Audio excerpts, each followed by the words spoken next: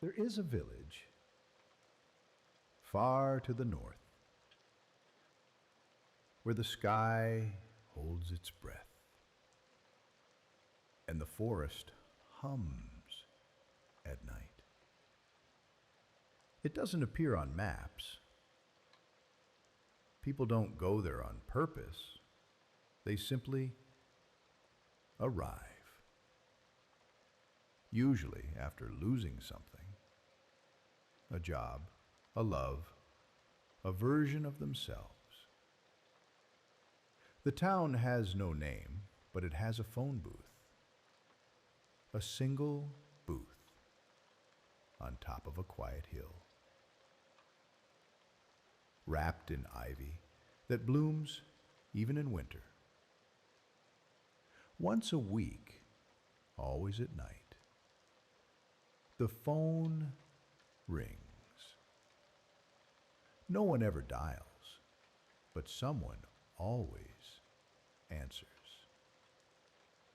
They call him the man at the end of the line. No one knows his name. He lives alone, fixes broken shoes, leaves bread on doorsteps.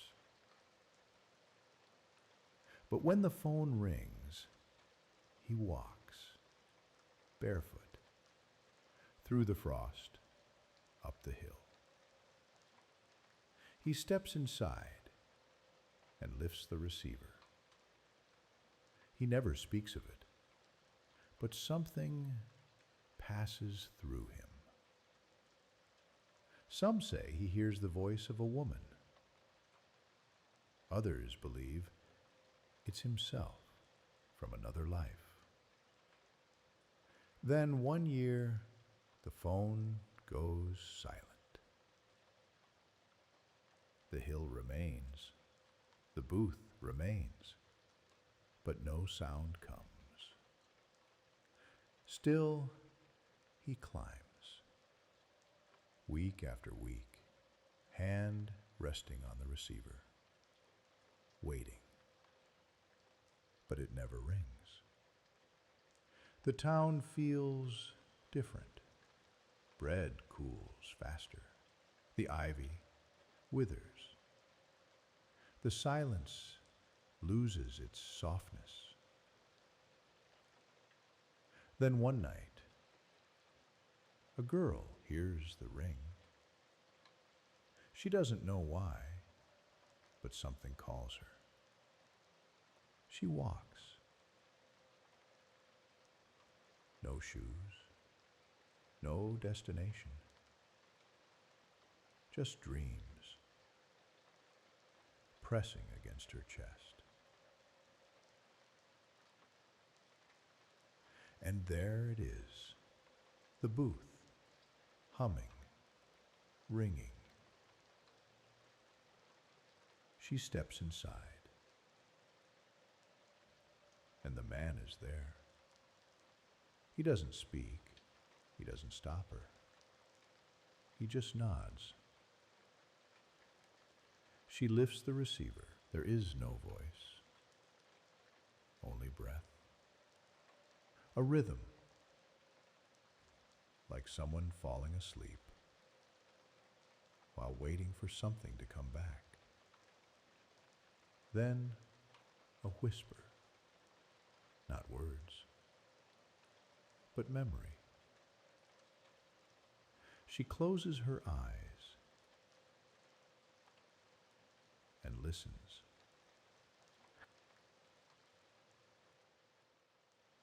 She arrived in the village during a storm. No one remembered seeing her come off the bus. No one remembered a bus arriving. But there she was, dripping, silent, carrying a suitcase that didn't look like it had ever been opened. She stayed in the room above the bakery, never ordered anything, but every morning someone left a tea by her door, and every evening it was gone. She didn't speak, not out loud, but the town was used to that. People carried different kinds of silence here, some heavy, some gentle. Hers was waiting. A week passed, then two. One night, she walked. No jacket, no umbrella, just that quiet weight she always carried. She walked past the closed shops, past unlit church, and up the hill to the booth. It wasn't ringing. She didn't expect it to. She just stood there. Then, footsteps, barefoot, familiar. The man was there, older now, quieter than ever. He didn't look at her, didn't ask anything. He just opened the booth and held the door. She stepped inside, lifted the receiver. Nothing, just her own breath bouncing back at her, like a voice that hadn't learned its shape. But then a sound. Not a whisper this time, and not even a voice. Music. A single piano note, soft, drawn out, like it had been held for years. Then another and another. A melody so slow, it felt like memory. She closed her eyes and remembered nothing, but felt everything. She stayed there long after the line went quiet. When she stepped out, the man was gone, but a pair of shoes waited outside the booth. Worn, her size, laced loosely like someone had just taken them off. She slipped them on. They fit, not perfectly, but kindly. In the weeks that followed, the booth rang again. Sometimes the melody returned. Sometimes it was silence, pulsing warm and steady. Sometimes it was her own voice, a voice that didn't say much, but didn't need to. She began leaving notes, folded pieces of paper tucked under the booth. She didn't sign them, but the wind carried them, and someone always found them. No one asked her why she didn't speak. The village never asked for reasons, but over time, her silence changed. It no longer held her in place. It became something she could offer to others, to the line, to herself. If you pass the hill now, you might see her, sitting just outside the booth, eyes closed, listening. Sometimes the line rings. Sometimes it doesn't. But she still answers, even if the only thing she hears is music from a memory that never really happened. When the world sleeps, let the silence stay.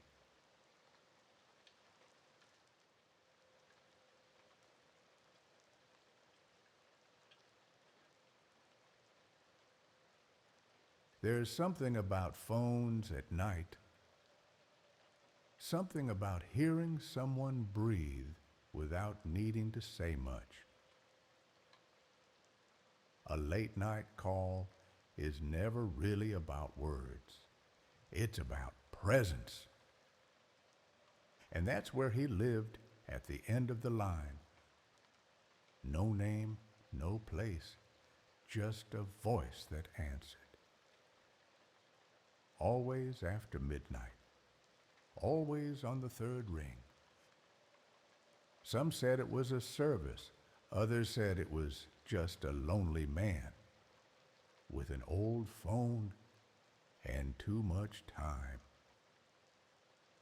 But to the ones who called, he was something else entirely. He didn't fix anything. He didn't offer advice. He just listened. Listened in that rare, unhurried way, like the world wasn't falling apart, like you weren't falling apart. And sometimes that's all someone needs. To be heard without being solved, to be known without being named. One woman called him every night for a year and never said a word, just the sound of rain in the background. Once, she laughed softly. He never asked why. A boy called once just to ask, "Do you think it's okay that I'm scared?" The man said, "Yes, especially at night." Then nothing else. And one night, just once, someone called and asked, "Who are you?" The man paused, then said, "I'm just someone who doesn't like silence when it hurts." That was all. Some say he's still there, that if you call from an old rotary phone on a cold night and you dial slowly without really knowing the number, he might pick up. But he doesn't speak much anymore, only if he knows you really need him. So if you ever find yourself staring at your phone in the dark with a weight you can't name, just listen.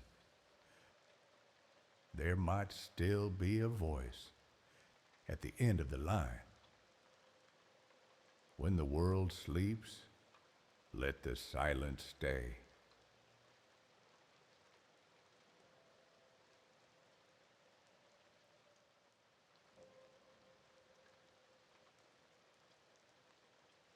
The line hadn't rung in weeks. Not since the girl with the dreams. Not since the voice that sounded like music. But he still waited every night. Same time, same silence. The booth creaked when he opened it. The kind of creak that felt familiar, like the sigh of something that's been waiting too. He wiped the receiver with his sleeve, not because it was dirty, but because it felt like a ritual. He sat. He listened to nothing. But on the 27th night, it rang. Once. Then silence. Then again, a long, slow ring, the kind that feels like it's thinking. He picked up, but no one answered, only the sound of wind and a faint ticking, like a clock 2 rooms away. He almost hung up, but then a voice, young, tired, somewhere between sleep and crying. "I didn't think it would work," the voice said. He didn't speak, just listened. "They said you were gone, that you'd stopped answering. that the booth was empty now. He stayed silent. "But I just wanted to say thank you. You picked up once, years ago. I was 16. I was ready to disappear. You didn't say anything, but you stayed for 7 minutes. I don't know what I would have done if you hadn't." The man closed his eyes. He remembered that call, not because of what was said, but because of what wasn't. The way the silence had pulsed, like it was holding someone together. Sometimes that's what silence does. It doesn't judge, it doesn't push, it just stays. The voice spoke again. "I'm okay now. I mean, mostly. I'm still scared sometimes, but it doesn't swallow me anymore. I just wanted to let you know that I made it, that I'm still here." The line hummed, not loud, but steady, like a breath you didn't know you were holding. He wanted to say something, but he knew he didn't need to. So he whispered only one thing: "Thank you for staying." Then the line went quiet, but the booth didn't feel empty. It felt full, like memory, like warmth pressed into the shape of a voice. Sometimes silence is just waiting for someone to return, and sometimes they do. When the world sleeps, let the silence stay.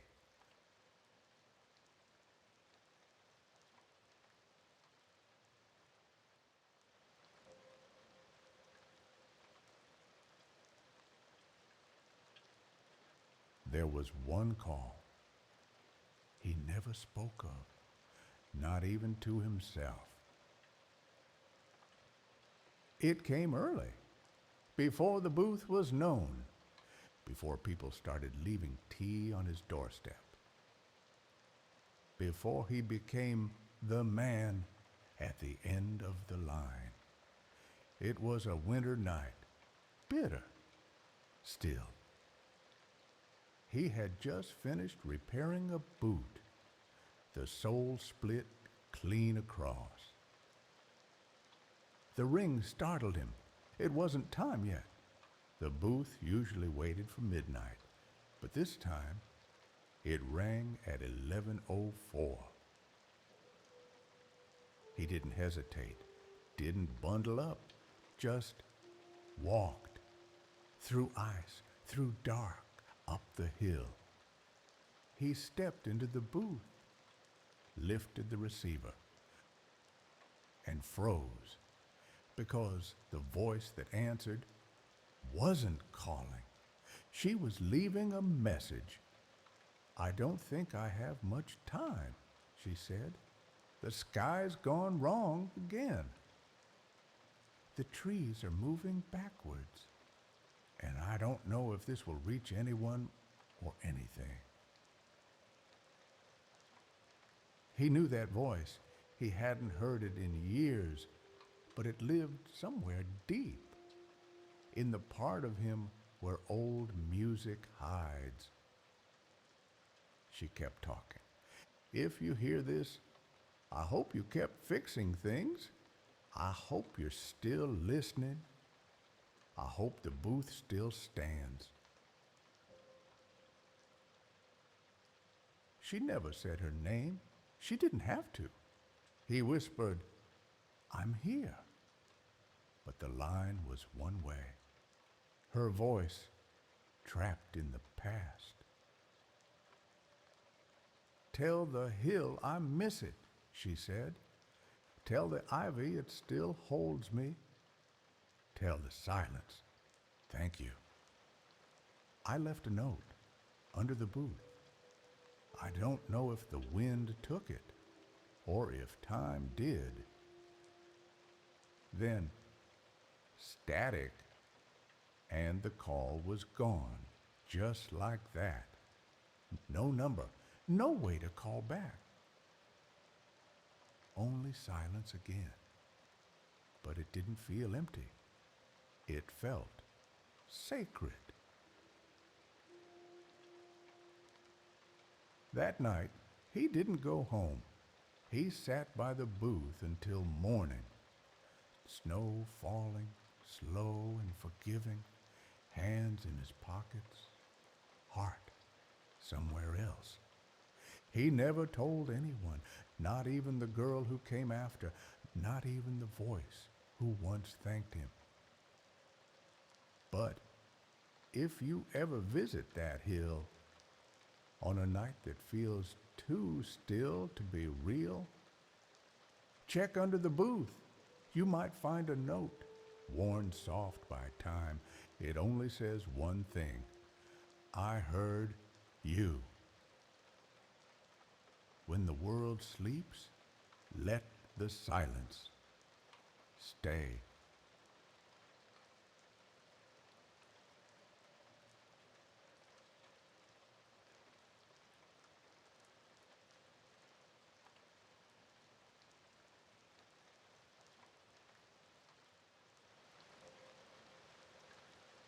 Some people tried to find it, the booth, the hill, the man. But no one ever said where it was, because no one really knew. You couldn't type it into a map. You couldn't ask someone directly. If you asked too hard, it slipped away. And yet, some still looked. People who had heard about the voice, the silence, the rhythm on the other end of the line. One boy, 17, left a letter for his mother. Didn't say where he was going, just wrote, "If I find it, I'll be okay." He took a train north, then another, then walked through rain until his socks gave up. He asked at small towns, at gas stations. He looked for signs, for ivy, for something humming. But no one had answers, and the few who looked like they might just said, "You don't find it like that." He stayed in a quiet inn by a river. Each night he listened to the dial tone of the old landline in the hallway. Once it clicked, just once. He picked up, but no one was there, only wind. But it felt close. He slept by the window that night and dreamed of a booth glowing in fog.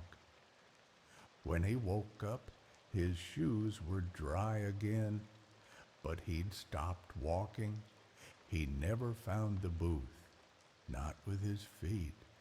But years later, when his son couldn't sleep, he told him, "There's a place where the phone rings, and someone always listens. And if you ever need it, don't search too hard.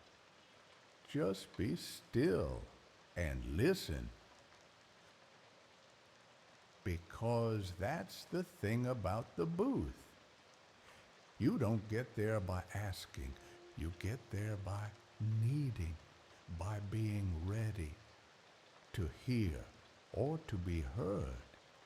And sometimes What you need to hear doesn't come through a phone. Sometimes it comes through silence, through the way snow falls, or the breath you take right before falling asleep. The booth still stands, the ivy still climbs, and the man still waits, but only for those who aren't searching anymore. When the world sleeps, let the silence stay.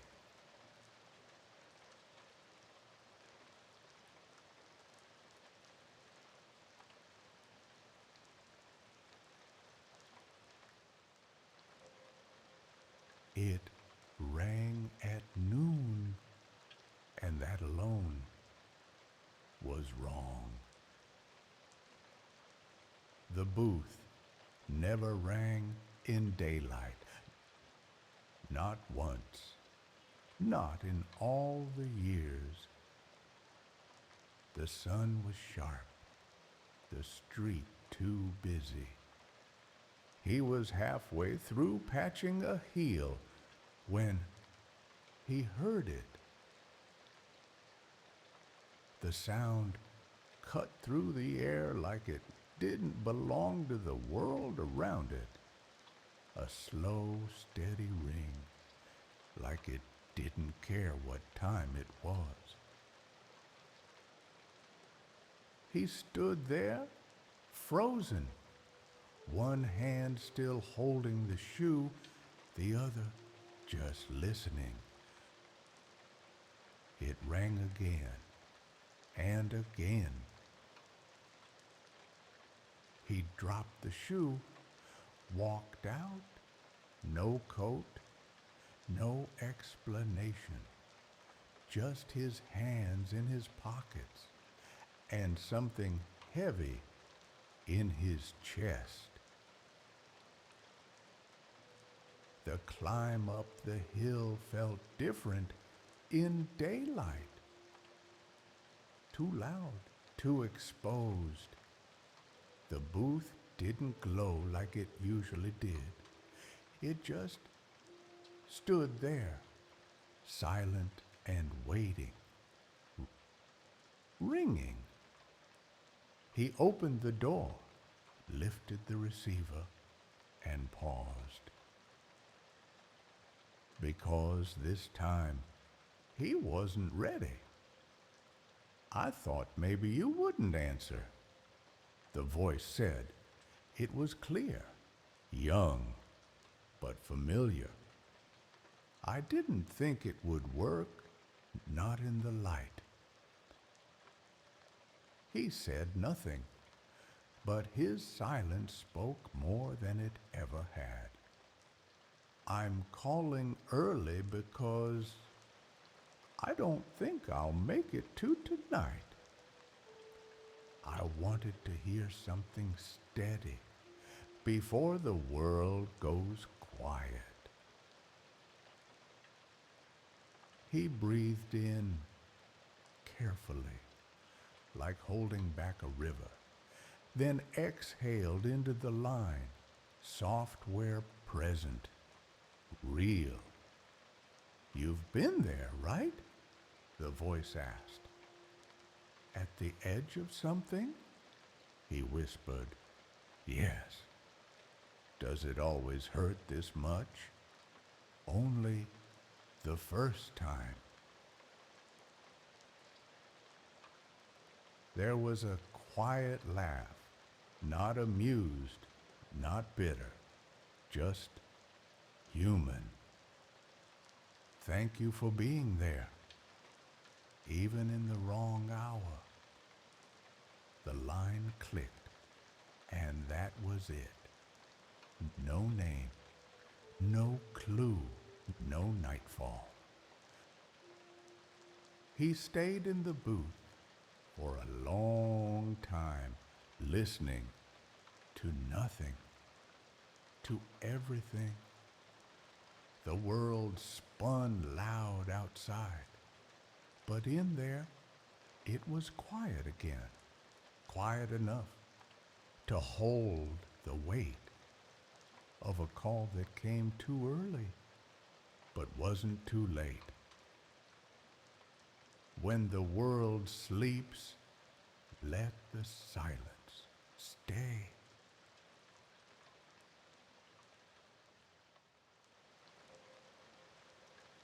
She was 8 and too curious for bedtime.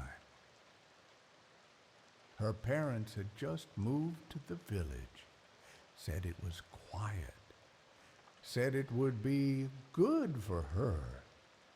They didn't know about the booth, but she found it. One afternoon, on a walk she wasn't supposed to take, she climbed the hill. The ivy tickled her hands. The glass was dusty. The door creaked when she pulled it. Inside, Dot. A phone, not glowing, not ringing, just waiting. She stared at it, then picked it up. No voice, no sound, not even a hum. But she spoke anyway. Hello? I don't know if I'm allowed, but I wanted to try. I'm not sad or anything. I just thought maybe someone's listening. She waited, then whispered, "If you are, it's okay you don't talk back. Sometimes I do that too." She stood there for 3 full minutes, receiver to her ear, eyes closed, breathing quiet, a stillness too deep for her age. Then she said, "Okay, bye for now. You're nice." She placed the phone back, closed the booth door, and skipped down the hill like nothing had happened. That night, the man walked up to the booth. Same steps as always, same air, same silence. But when he stepped inside, he paused. His hand hovered over the phone. Then slowly, he picked it up. Nothing, but not the usual kind. This was a different quiet, lighter, curious. He stayed like that for a long time. Then, for the first time in years, he smiled. They say the girl never mentioned the call again, but years later, as a woman, she returned. And when the booth rang one night, she didn't hesitate. She answered like she had always known how. When the world sleeps, let the silence stay. She had written it over and over again on napkins, on receipts, on the back of a paperback she never finished. But she never sent it. The letter began the same way every time. "I'm sorry I never answered." No one in the village knew her name. She lived near the woods, always wore headphones, even when they weren't plugged in. She walked every night, just after dusk, past the bakery, past the church, but never up the hill, not anymore. They said she used to go there when she first arrived. She'd spend hours by the booth, just standing outside, listening like she was waiting for something to stop hurting. But one day, she stopped. Just stopped. Didn't climb the hill again. And for months, the booth didn't ring. Then one evening, she sat down at her kitchen table. The sky outside was turning to ash, and she tried again. To the man at the end of the line, she wrote, I didn't mean to disappear. I just couldn't hear anything anymore, not even myself.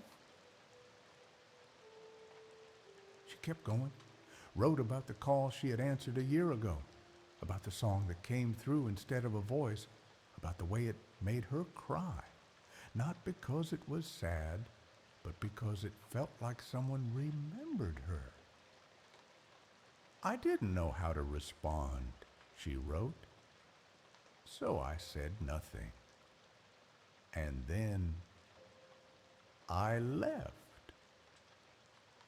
She folded the paper, sat with it, drank tea that had gone cold, then placed the letter on her windowsill, just sat there all night.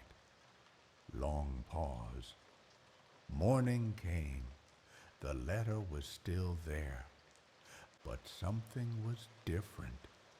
She heard something, a tone, software, not a ring, not quite. She left the house barefoot, didn't lock the door, walked faster than she had in months. Back through the village, past the bakery, past the church, and up the hill. The booth wasn't glowing, but it was waiting like it always had. She opened the door, stepped inside, picked up the receiver.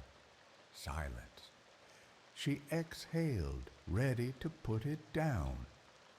Then a click and a voice, old, familiar.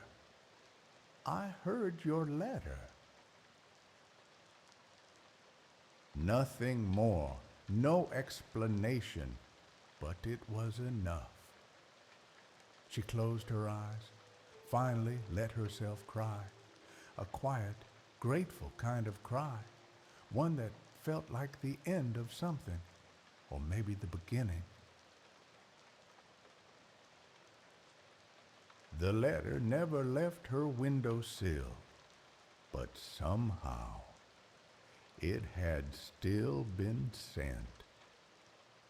When the world sleeps, let the silence stay.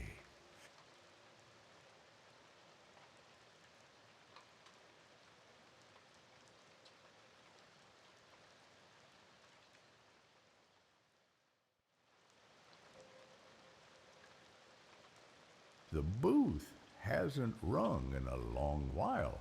The ivy has grown thicker. The glass fogs even when it's warm. Still, he climbs the hill, not for the call, but for the stillness that came after.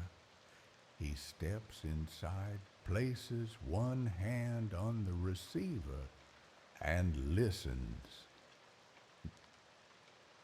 Not for sound, but for presence, like holding your breath in a cathedral of snow.